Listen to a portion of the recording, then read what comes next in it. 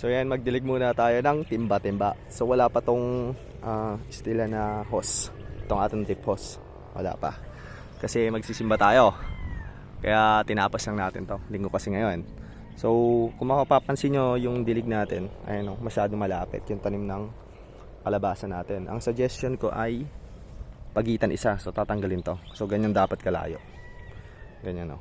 Tatanggalin to isa. Tapos ayun, ganun. Ganun dapat kalayo. Okay. Kasi dito naman sa may steel ako, sinunod ko yung drip hose kasi sayang naman yung tubig kung walang itatanim dito sa may pagitan isa. So ang gagawin ko na lang, dahil maluwang naman tong gagapangan niya, hindi na ako magtatanim dito sa may part na to. So yan is yung gapangan niya, para hindi siya masyadong lumago, or kasi tataban magtataban yan kapag masyadong makapal yung mga talbos-talbos niya. So ang gagawin natin ay hindi natin tataniman tong part na to, para yan yung part na gapangan niya. So kahit masinsin siya, ang solution ko ay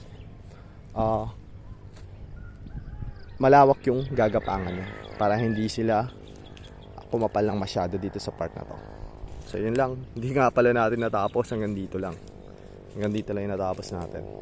So ito, baka ito ang taniman ko, sitaw, or magja-germinate ulit ako ng kalabasa dito sa may part na to. So yun lang, thank you and God bless. Bye bye.